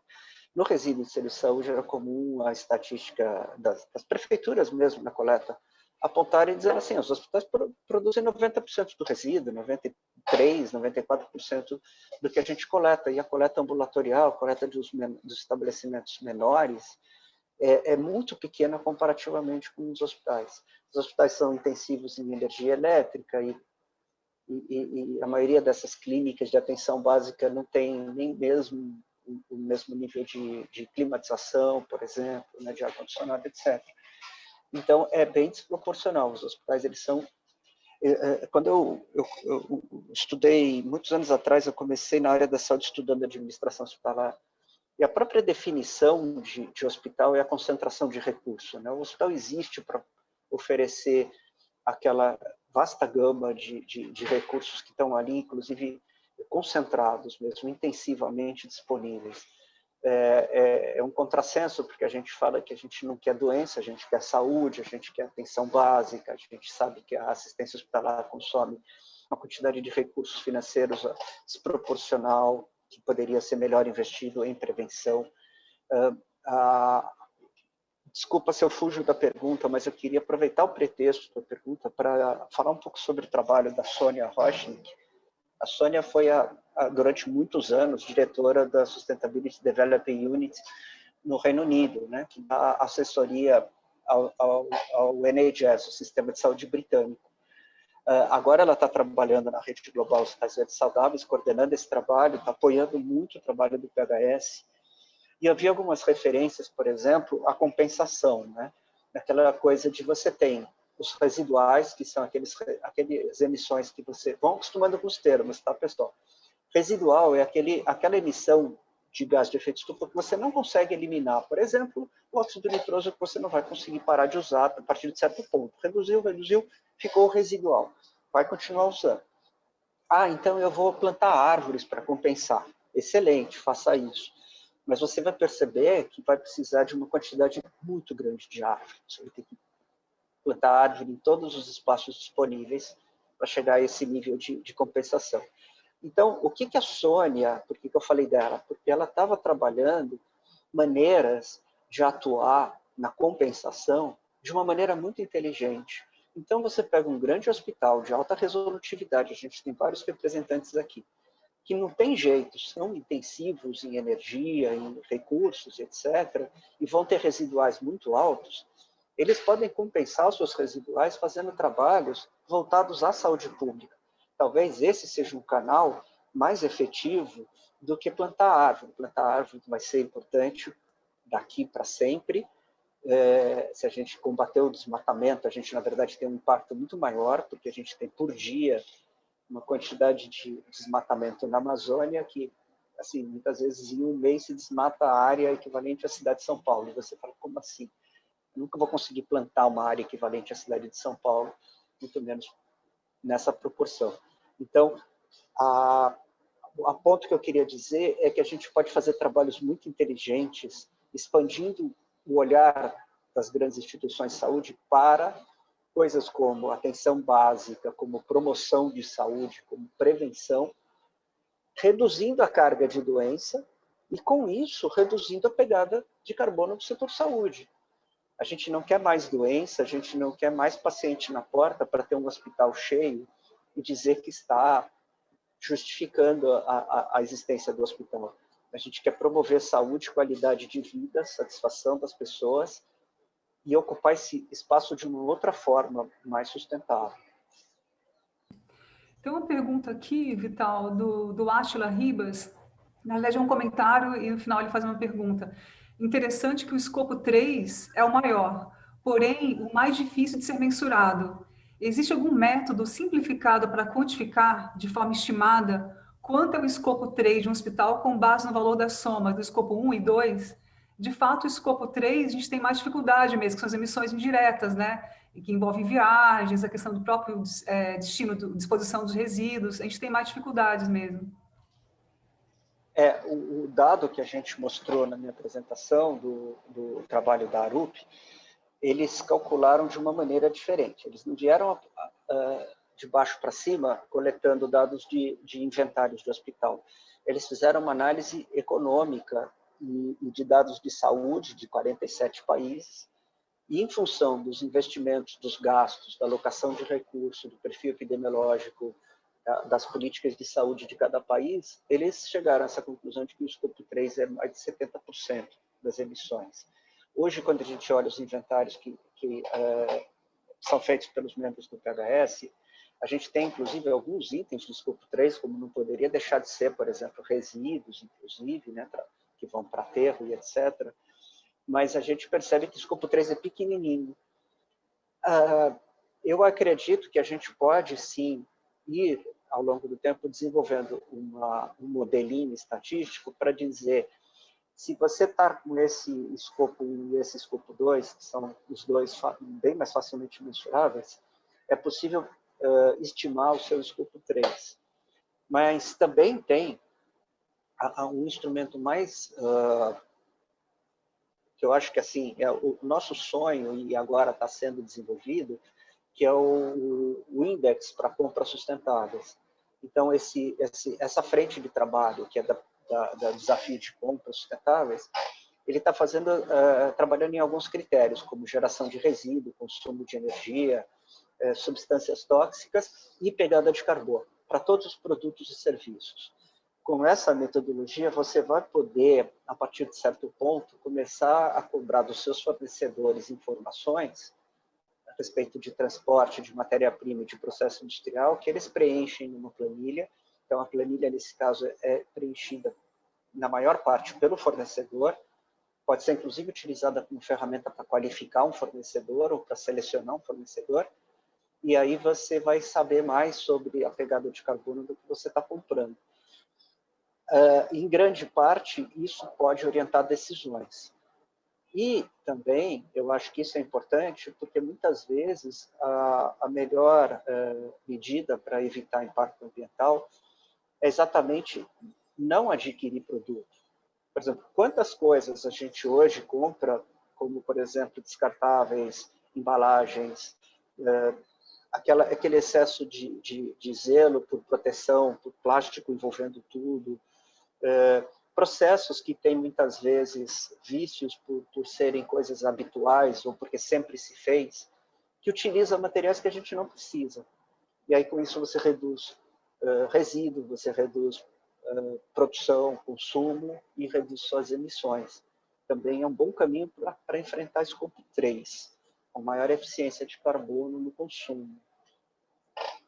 Tem uma pergunta aqui, que na realidade se aplica aí para o Weber também, para a Cláudia, que é do Vitor Gonçalves. Ele coloca o seguinte: pensando em contribuir com a preservação dos recursos hídricos e, consequentemente, com a redução da pegada de carbono, eu gostaria de saber como os hospitais gerenciam os efluentes gerados e se há alguma ação para reutilizar a água dentro do setor de saúde. Aí fiquem à vontade, um dos três, como é que é essa questão de gestão de efluentes no hospital e se a unidade adota algum procedimento para reutilizar a água, né?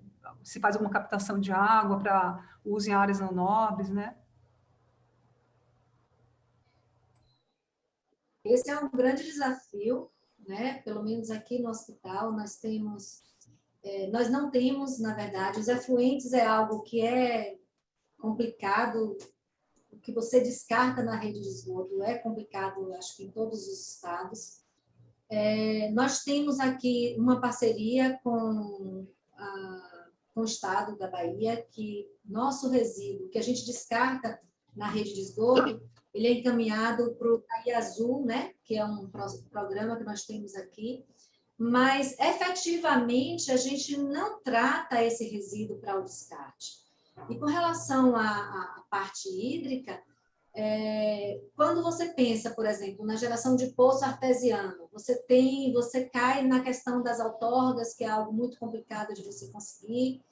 Então, eu gostaria de ouvir um pouquinho aí a Weibel e depois o Vital, porque realmente assim, é um desafio grande. O hospital, o que a gente tenta e faz aqui muito, é evitar o uso indevido, né? Nós temos ações como redução da vazão nas torneiras, orientação dos profissionais com relação à substituição daquelas torneiras que você possa estar deixando aberta, mitigar os vazamentos, que parece pouco, mas que é realmente bem efetivo isso.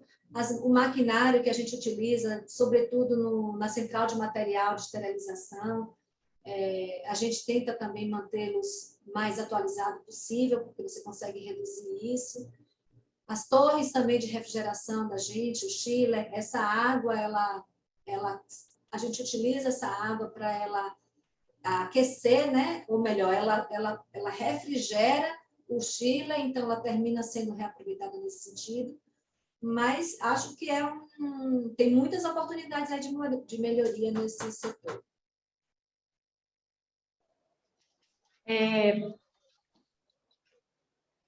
Vou compartilhar aqui com a minha amiga Cláudia, né? Eu acho que as dificuldades que ela encontra, acho que são as mesmas nossas aqui. A gente também não tem uma ET, né? Uma central de tratamento de efluente, porém a gente faz um monitoramento, que é uma das condicionantes ambientais aqui, né? Que nós temos aqui no município. Então a gente faz esse controle do que nós estamos eliminando ali nos corpos efluentes. A gente faz esse controle com testes de análises, né, laboratoriais, e tentamos ficar ali dentro sempre do que é permitido pela legislação. Então, se a gente está um ano sem eliminar iodro, por exemplo, no efluente, né, a gente fez uma troca dentro do centro cirúrgico, ainda com aquela primeira degermação ali que usava, né, o iodo, a gente substituiu. E a gente está um projeto, né, envolvido no projeto de captação sim, de água, fazer esse tratamento dessa água para reaproveitamento. E nós fizemos uma perfuração agora em dezembro de um poço artesiano e a gente está liberando a outorga, parece que sai essa semana, já nos permitindo ali o uso dessa vazão dessa água.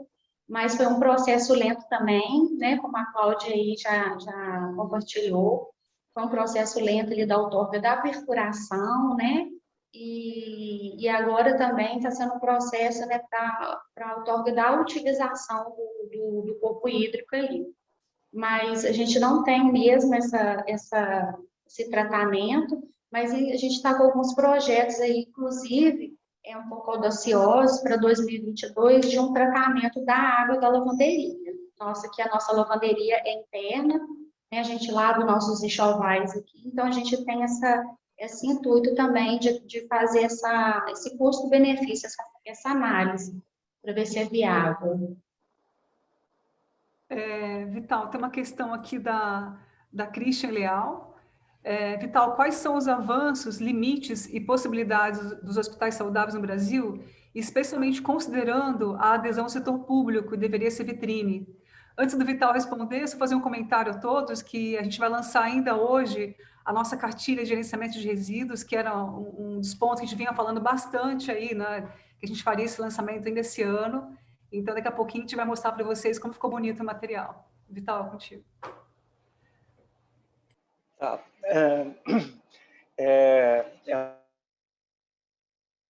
Vendo tantas pessoas queridas aqui, eu estou vendo nas pessoas que estão participando, um grande beijo para a Cristiane, batalhadora da saúde pública, como vários aqui.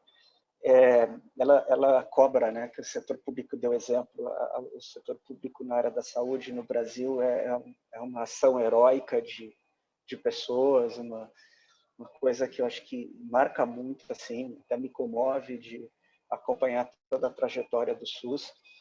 E em vários momentos nessa trajetória a gente lamenta não ter tudo o que gostaria, nem a plena realização do potencial de uma política de saúde no Brasil, que certamente não vai vir fácil. Em nenhum lugar do mundo o sistema de saúde.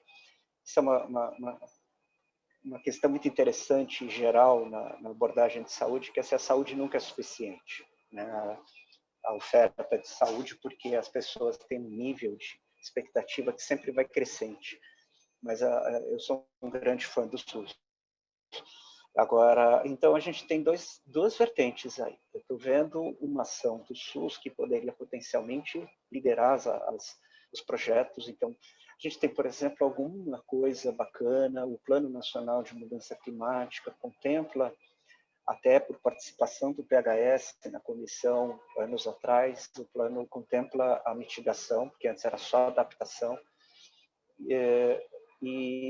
mas não avançou muito nesse aspecto. Está restrito lá o que fazer em caso de enchente, deslizamento, esse tipo de coisa. Mas os governos subnacionais estão dando exemplos interessantes. A gente tem o próprio governo do estado da Bahia, na terra da Cristiano, o governo do estado aqui de São Paulo também tem um plano climático importante na área da saúde. Prefeituras têm feito trabalhos relevantes. E eu não sei se a gente pode hoje enxergar aí um grande exemplo, porque ainda precisa amadurecer, precisa esforço, precisa vontade política para isso acontecer. Então, nesse aspecto do protagonismo do setor saúde, a gente sabe que, por mais que a gente enfatize, foi também comentado aqui da Santa Casa de Passos, né, da importância da prevenção, da assistência básica e etc., a gente sabe que o que move as engrenagens do setor saúde é a máquina assistencial que predomina. Então, a saúde ambiental está em segundo plano, a saúde pública tem que achar espaço. Então, nesse aspecto, ainda há muito o que amadurecer para uma boa gestão de saúde. A gente tem exemplos incríveis. Muitos participantes do PHS são equipes de saúde da família e seus respectivos gestores. Então, a gente vê coisas que dá gosto de ver, porque eles trabalham na base do problema, e com um impacto muito mais sensível diante da população. O hospital é quase um castelo, né, uma fortaleza. Quem está no campo, como eles dizem, no território, está em contato com a população, produzindo benefícios, muitas vezes, assim, marcantes. Então, nesse sentido, eu acho que o setor saúde faz coisas incríveis no setor público, às vezes não se articula bem, não tira todo o proveito potencial do que poderia ser ainda. E o setor privado tem mais é que observar atentamente isso, porque eu tenho acompanhado organizações privadas de grande porte nos Estados Unidos, na Europa, em diversos países, que adotam políticas de saúde, né? Os sistemas mais maduros de saúde, mesmo que sejam privados, até mesmo com ou sem fins de lucro, eles trabalham esse conceito de promoção de saúde, porque é aí que as coisas se encaixam, se ajustam. A gente reduz os ruídos no processo, o sistema vai funcionar melhor. E um outro ponto que eu queria destacar, que foi muito comentado aqui, esgoto e lixo. Porque são atribuições do setor público. A gente sabe que as organizações de saúde elas são responsáveis pelos seus impactos, é o princípio do poluidor-pagador. Se eu gero resíduo, eu tenho que tratar o resíduo. Se eu gero esgoto, eu tenho que ser responsável pelo esgoto, na medida em que ele é diferente do esgoto normal, que ele tem características de volume e tal. Mas o que acontece? Eu não vou fazer um aterro sanitário no quintal do meu hospital, nem vou fazer uma estação de tratamento de esgoto nas instalações do hospital. Até o esgoto até posso fazer. E, no meu ponto de vista, as instalações de pequeno porte colocadas dentro do hospital para tratar esgoto do hospital, elas são antieconômicas. Elas não têm a eficiência de uma grande estação. Você não vai ter lagoas de estabilização, você não vai ter sistemas de lodos ativados intramuros, porque isso exige uma infraestrutura muito grande. Então, é mais inteligente tratar o esgoto nas centrais e tratar o resíduo também, dispor o resíduo no aterro. E, ao mesmo tempo, tem muito a explorar. Então, assim, a gente tem que cobrar das autoridades públicas que têm a rede e tratamento de esgoto. Muitas vezes, no Brasil, a gente tem uma tragédia nacional que é ter a rede, mas não ter o tratamento, ou a rede está interligada na rede pluvial e cai tudo no rio. E também no resíduo a gente tem muito lixão. Se o hospital está numa cidade que não tem aterro sanitário, é fatal, ele não vai desintegrar lixo, ele vai ter que utilizar esse aterro sanitário. Aí quais são os caminhos? Tendo ou não tratamento de esgoto, tendo ou não aterro sanitário, que são bandeiras da saúde pública e ambiental, a gente tem muitos caminhos a fazer. Você evita o resíduo, evita o esgoto. Então, não é porque você furou um poço que você tem água barata que você vai gerar mais efluente. Pensa por esse outro lado. Você não está pagando a água, mas você está pagando pouco pela água, mas você vai aumentar o efluente, é muito ruim. Então, evita o resíduo, evita o efluente. No segundo momento, investe bastante em tratar esse efluente. Então, a lavanderia que trata e recircula, tem lavanderias que conseguem reutilizar e fazer ciclos quase fechados, repondo 5% da água. As lavanderias industriais fazem isso, e as hospitalares têm potencial para fazer. Várias águas de reuso possíveis, de equipamentos, de bombas e etc., sempre na medida em que se esgota a eficiência hídrica do equipamento para partir para o tratamento. Então, você faz coisas locais.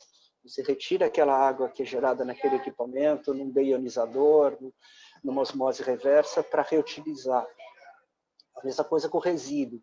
Um dos piores resíduos para impacto de efeito estufa é o orgânico, por causa do metano. Então, você faz a compostagem adequada, ela não gera metano. Você pode fazer dentro do hospital, pode fazer fora. Então, além da política pública, além da infraestrutura, seja dentro do hospital, ou mesmo fora, de catadores, reciclar, compostar, tem muito potencial. Isso impacta bastante. Resíduo mais esgoto numa cidade são mais ou menos 4 e pouco por cento. 4%, né, das emissões. Quer dizer que o setor saúde ele emite a mesma coisa do que o Brasil inteiro emite com esgoto e resíduo. Os dois podem diminuir. O Brasil diminuiria muito esses 4% de esgoto e resíduo se ele tivesse tratamento de esgoto, se ele tivesse... O lixão emite muito mais do que o... Bom, pessoal, tem muitas perguntas ainda aqui, mas assim, tá em respeito ao compromisso do horário que nós colocamos aqui para o evento, até meio-dia, a gente gostaria de agradecer aquelas perguntas que não foram esclarecidas agora, a gente responde posteriormente, e a gente gostaria de lançar aqui para vocês nossa cartilha. A gente sabe que esse tema de gerenciamento de resíduos ele é um desafio para o setor de saúde, mas também a gente quer quebrar aquele mito, né, que muita gente fala resíduo de saúde, as pessoas imaginam que o resíduo infectante é a maioria no hospital, e não é uma verdade. A gente sabe que hoje o que prevalece no ambiente hospitalar são os resíduos comuns, que são os resíduos similares aos resíduos domésticos. E dentro desse resíduo comum, a gente tem um potencial enorme, absurdo de reciclagem e também de compostagem. E esse tema resíduos está totalmente conectado com o que o Vital trouxe hoje na palestra dele, com a emissão. Porque quanto mais resíduo a gente manda para o aterro sanitário, aquele resíduo vai se decompor, vai gerar um metano, tem a questão do plástico. Então, nessa cartilha, a gente buscou construir essa cartilha, foi uma cartilha construída a 4 mãos, com a participação de toda a comissão de sustentabilidade. A gente procurou justamente isso, mostrar o benefício desse gerenciamento adequado, extrapolar essa visão de não apenas focar na resolução da Anvisa, né, que é intra-estabelecimento, mas mostrar também essa ação extra-estabelecimento, que ou seja, toda essa preocupação quando sai do hospital, então mostrando as resoluções CONAMA, as normas da BNT, mostrando essa diferenciação, né? Quando o resíduo sai do hospital, eu tenho que ter um olhar também do que é resíduo classe 1, que é resíduo perigoso, classe 2. Então, a gente procurou deixar o material de forma bem didática, bem ilustrativo, com tabelas, com ilustrações, e que seja realmente de uso efetivo, assim, com aplicação prática no dia a dia de vocês, né? Obviamente, é a primeira versão, então, assim, sempre com a primeira versão a gente vão surgir revisões, e a gente conta muito com o apoio de vocês aí para nos enviar sugestões, né, para a gente aprimorar. Mas eu acho que esse primeiro lançamento já é uma baita conquista nossa, que é algo que a gente vem trabalhando muito. E trabalhar esse desafio que a gente tem aí, né, de alavancar a reciclagem, que a gente sabe que em muitos municípios a gente ainda tem esse desafio muito grande, seja por cooperativas, que a gente precisa ajudar a se desenvolver também, apoiar as cooperativas. E é isso, gente. A gente convida todos a acessar a cartilha, conferir esse material que foi construído aí com muita dedicação, né, Vitor? A 4 mãos, alguns meses a gente se dedicou nesse trabalho, e é uma honra para a gente estar aqui apresentando para vocês. E gostaria também muito de agradecer a todos os palestrantes, ao Vital, ao Eibel, a Claudinha, a Ilha da Aliança, todas muito, assim, de forma muito transparente, né, colocando mesmo as dificuldades. E esse é o nosso objetivo da comissão, né, Vitor? Mostrar que não existe a gente está no mesmo barco, esse grupo de sustentabilidade da ANAP está aqui para apoiar e caminhar junto, e essa é a nossa proposta, a gente avançar juntos nesse tema. Mudanças climáticas é um desafio, não só um desafio para a saúde, mas um desafio planetário, né? E eu acho que a gente, unindo forças, né, a própria ANAP, unindo forças com hospitais saudáveis, está conectado com uma rede global, nos fornecendo informações atualizadas do que está acontecendo no mundo, compartilhando práticas de hospitais internacionais, isso só vem a somar, e eu acho que esse é o grande propósito desse evento aqui também. E é isso, passo a palavra aí para, não sei se a Erika quer fazer o encerramento, o Vitor, e agradecer a todos vocês por ficar aqui até o final conosco, e até em respeito ao horário que nós combinamos com vocês. Vitor, passo a palavra para você. Era basicamente isso mesmo. Obrigado a todos que se mantiveram aqui conosco até esse final, e espero que tenha sido de bom proveito. Bom resto de dia e boa semana a todos. E até uma próxima, né, Vitor? Que seja o primeiro de muitos, né? Que seja o primeiro de muitos encontros aí que a gente possa fazer juntos. Obrigado, pessoal. Obrigada, gente.